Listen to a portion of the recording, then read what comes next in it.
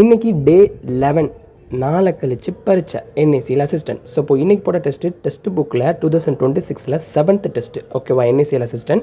So இப்போ first பார்த்தோம்னா DA. So இப்போ 1லேருந்து 5 வரைக்கும் சூப்பராக இருந்துச்சு. சிம்பிள் டிஏ தான் இருந்துச்சு, பார்த்தாலே உங்களுக்கே தெரியும். ஜஸ்ட் டேட்டா எடுத்து நம்ம கால்குலேட் பண்ணால் அவ்வளோதான். அடுத்து வந்து பேட்டர்ன் பார்த்தோம்னா எப்படி சொல்கிறது, கொஞ்சம் மிக்சடாக தான் இருந்துச்சு, ஒரு ஆர்டராகவே இல்லை. இப்போ பார்த்தீங்கன்னா நாங்கள் பார்த்தாலே தெரியும் உங்களுக்கு, திடீர்னு 6வதுல தூக்கி மிஸ்லேனியஸ் வைக்கிறான். அடுத்து 7லேருந்து 11 வரைக்கும் நம்பர் சீரிஸு, அதுக்கடுத்து திருப்பியும் டிஏ, இப்படி தான் போச்சு. ஸோ அதனால் ஜஸ்ட் என்னென்ன கொஸ்டின்ஸ் இருக்குதுன்னு சொல்லிட்டு ஓவராலாக பார்த்தாச்சு. 2 டிஏ இருந்துச்சு. ஓகேவா, ரெண்டுமே சிம்பிள் தான். அடுத்து மிஸ்லேனியஸ் இருந்துச்சு. அடுத்து 25ல் இருந்து 32 வரைக்கும் சிம்பிளிஃபிகேஷன் இருந்துச்சு. ஓகே, ஓவராலாக வந்து இவ்வளோ தான் இருந்துச்சு. அடுத்து கொஞ்சம் அங்கங்கே மிஸ்லேனியஸ் வந்துடுச்சு. ஓகேவா, ஸோ இப்போ இதுதான் நம்மளோட அப்ரோச். என்னது, சிம்பிளிஃபிகேஷனுக்கு அப்புறம் வந்து நம்பர் சீரிஸு, அப்படியே டிஐ, அடுத்து மிஸ்லேனியஸ், இப்படி தான் போக போகுது. ஆனால் லைட்டாக அங்கங்கே சேஞ்சஸ் நடந்திருக்கும், பார்க்கலாம்.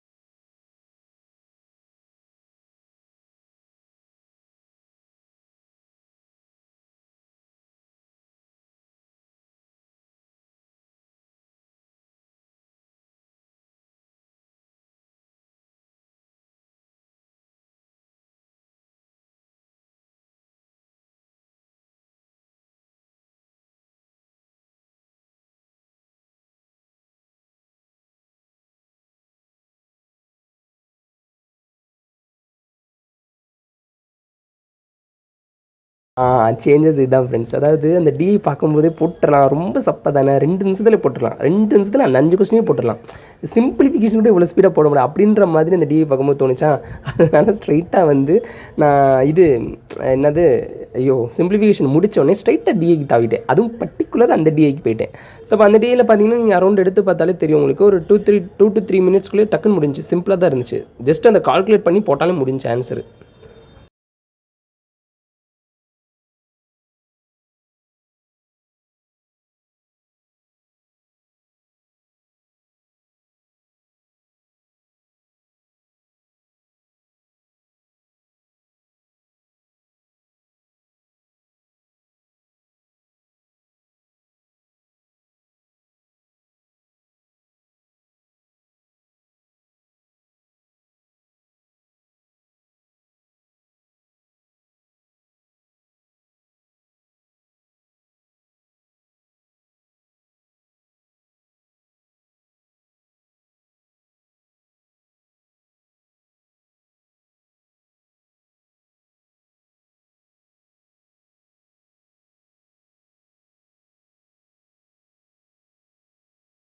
அடுத்தடுத்து என்னடா ரேண்டமா ஏதேதோ பண்ணிக்கிட்டு இருக்க பேட்டர்ன்ல அப்படின்லாம் நினச்சிக்க வேணாம். ஸோ இப்போ நம்ம முதலே சொன்னது தான். நம்ம கம்மியான டைமிங்கில அதிக அட்டெம்ப்ட் குடுக்கணும். அது நம்ம எப்படி குடுக்குறோம்? நம்மளுக்கு வந்து ஒரு ஷெட்யூல் படி ஒரு ஆர்டர் இருக்குது. Simplification, DI, number series simplification, number series, quadratic, DI, miscellaneous, அடுத்து கேஸ்லெட்ன்ட்டு. பட் அந்த டெஸ்ட்டை பொறுத்து அந்த டைமில் அந்த டெஸ்ட்டை பொறுத்து டெஸ்ட்டு ஓகே நம்மளுக்கு கன்வீனியண்ட்டாக இருக்குது, இது நம்மளோட கிரவுண்டுன்னு சொல்லிட்டு நம்ம ஃபீல் பண்ணுவோம்ல, அந்த அந்த டைம் அடித்து விளாண்டுறணும். அப்படியே குண்டாங்குதிரை எடுத்து அங்கங்கே போட்டு அட்டெம்ப்டை பார்த்தோம்னா ஃபுல்லாக 35 அப்படின்ற மாதிரி வர்ற மாதிரி கொண்டு வந்துடணும். ஸோ இப்போ அதுதான் இப்போ நான் என்ன பண்ணேன், டிஏ போட்டேன்னா டிஏ அந்த போட்டோடனே அப்படி கொஞ்சம் நல்லா இருந்துச்சு. டிஏ போட்டோடனே ஒரு கான்ஃபிடென்ட் இருந்துச்சு. அப்படி டிஏக்கு கரஸ்பாண்டிங் அடுத்தடுத்து வந்த மிஸ்லினியஸை ஒரு சம்மை போட்டு விட்டேன். அவ்வளோதான், சிம்பிளாக தான் போட்டுருணும். ஏன்னா நம்ம சிம்பிளான சம்மே கடைசி மினிட் இருக்கும்ல, அதில் கஷ்டமாக இருக்கும். அதனால தான் அப்போ அந்த சிம்பிளான சம் கண்ணில் படித்தா டக்குன்னு போட்டுடணும். இப்போ அடுத்து வந்து நம்ம சீரிஸ் போய்கிட்டு இருக்கு.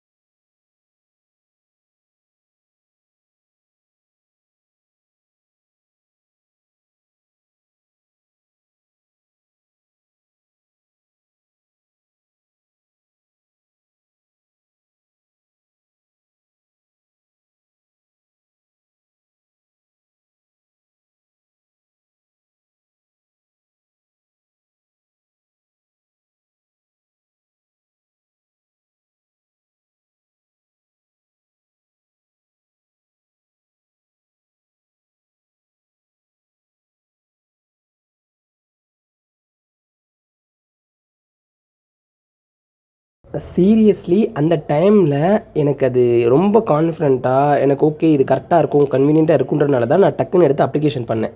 ஸோ இப்போ ஏன்னா இன்னும் ஒரு டிஏ வெளியே நிற்கிது கரெக்டாக. ஸோ இப்போது ஏன் பிகாஸ் ஏன்னா கடைசி அதாவது எனக்கு எனக்கு டெஸ்ட் எனக்கு தெரிஞ்சு போச்சு இது என்னோட கிரவுண்டு அவ்வளோதான். இந்த டெஸ்ட் என்னோட கிரவுண்டுன்னு தெரிஞ்சு போச்சு. நான் என்ன பண்ணாலும் நான் கடைசியில் ஃபைனல் எனக்கான அவுட்புட்டை கொண்டு வந்துடுவேன் கரெக்டாக. ஸோ இப்போ அதனால தான் நான் குண்டாங்குதிரையா இதை பண்ணணும் அதை பண்ணணும்னு பண்ணிக்கிட்டு இருக்கேன். ஸோ இப்போ அந்த டெஸ்ட்டை பொறுத்து நான் இந்த ஆர்டர் தான் போகணும் என்னடா ஒரு ஆர்டரில் சொல்லிக்கிட்டு இருந்தேன். இப்போ அந்த கான்செப்டே கிடையாது. நம்மளுக்கு கன்வீனியன்ட்டாக ஆயிடுச்சு நம்மளோட கிரவுண்டுன்னு நினச்சிட்டோம்னா நம்ம இஷ்டத்துக்கு விளாட்லாம். இதுதான் வந்து இதோட முக்கியமே. ரொம்ப ரொம்ப பயங்கரமான ஒரு ஒரு ஸ்ட்ராட்டஜி இதுதான். ஸோ இப்போது இது எல்லாத்துக்கும் எல்லாத்துக்கும் எல்லா டெஸ்ட்டுக்கும் அப்ளை ஆகுமானா கிடையாது. நான் சொல்கிறது கவனமாக கேளுங்க. நம்மளுக்கு கன்வீனியன்ட் நம்மளுக்கு கான்ஃபிடென்ட் இது மாதிரிலாம் நம்மளுக்கு அந்த சைன் இருக்கணும். அண்டு வந்து நம்மளுக்கு ஃபீல் ஆகணும் ஓகே நம்ம என்ன தான் வந்து ஒரு சம்மில் ஒரு 3 நிமிஷம் 4 நிமிஷம் உட்காந்தாலும் இந்த டெஸ்ட்டு நம்ம கையில் இருக்குது, இந்த மார்க் நான் 30+ எடுக்கிறது நம்ம கையில் இருக்குது அப்படின்ற ஒரு கான்ஃபிடென்ட் இருக்கும்ல. அப்படி இருந்துச்சுன்னா என்னன்னாலும் பண்ணிக்கலாம். அதை மட்டும் மைண்டில் வச்சுக்கோங்க. ஸோ இப்போ பார்த்தீங்கன்னா உங்களுக்கு தெரியும். ஸோ இப்போ ரிமைனிங் இன்னும் 6 நிமிஷம் இருக்குது. இந்த டிஏ முடிச்சுட்டு நான் வெளியே வரும்போது எப்படி இந்த டிஏ 14லேருந்து 18 இந்த டிஏ முடிச்சுட்டு வெளியே வரும்போது வெறும் 3-4 கொஸ்டின் தான் இருக்கும். ஆனால் மிச்சம் என்கிட்ட டைமிங் வந்து 5 நிமிஷத்துக்கிட்ட இருக்கும். 5 நிமிஷம் 4 நிமிஷத்துக்கிட்ட இருக்கும். ஈஸியாக போட்டு வெளியே வந்துடுவேன்.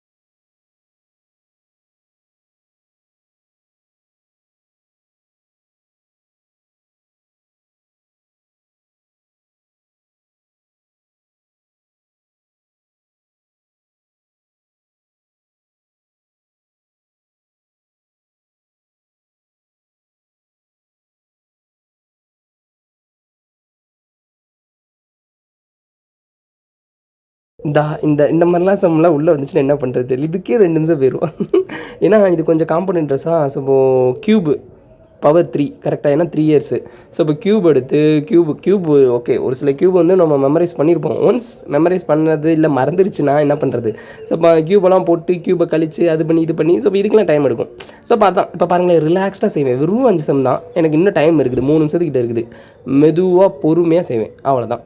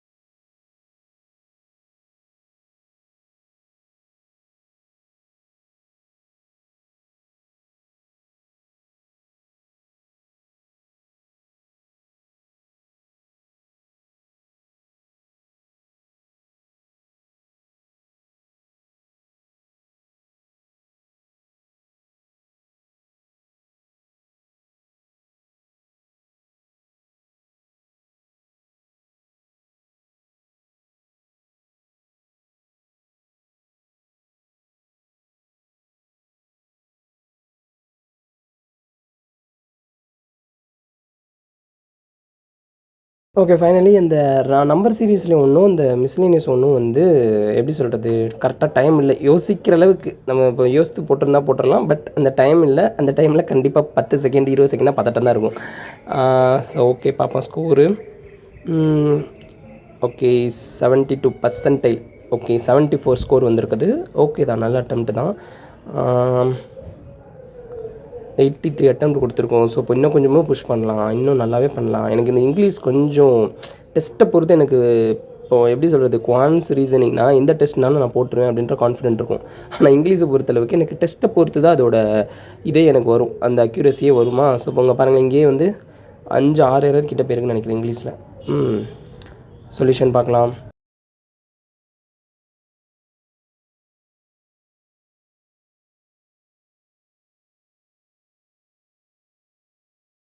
Okay, super. 19 அட்டன் பண்ணேன், 6 தப்பு. ஓகேவா, எப்படினாலும் இங்கிலீஷில் ஏதாச்சும் காவு வாங்கிடுறாங்க, என்ன பண்ணுறதுன்னு தெரில. ஸோ இப்போ இந்த ரீசனால தான் குவான்ஸ் ரீசனிங் வந்து நான் புஷ் பண்ணுறேன். குவான்ஸ் ரீசனிங் சேர்த்தால 70 மார்க் வந்துருமா. ஸோ இப்போ இங்கிலீஷில் நான் ஒரு 20 அட்டெம்ப்ட், அதுவுமே குட்டாக அக்யூரேசியாக கொடுக்குறேன்னு வச்சுக்கோங்க. இந்த 20 இங்கிட்ட ஒரு 70, 90 மார்க் நான் ஈஸியாக கிளியர் பண்ணிட்டு போயிடுவேன் இன்சூரன்ஸ் கட் ஆஃப். ஸோ இப்போ அந்த ரீசன் தான். இங்கே பாருங்களேன், அப்படியே பச்சை பச்சேன்னு இருக்குது பாருங்களேன். இது ரீசனிங்காக, இதுதான் ரீசனிங். அது குவான்ஸில் பச்சை பச்சேன்னு இருக்கும். இதே மாதிரி இங்கிலீஷில் இருந்தால் எவ்வளோ நல்லாயிருக்கும். பார்ப்போம், வெயிட் பண்ணி பார்ப்போம். ஸோ இப்போ நாளைக்கு ஒரு நாள் இருக்குது, நல்லபடியாக யூட்டிலைஸ் பண்ணுவோம். ஓகே.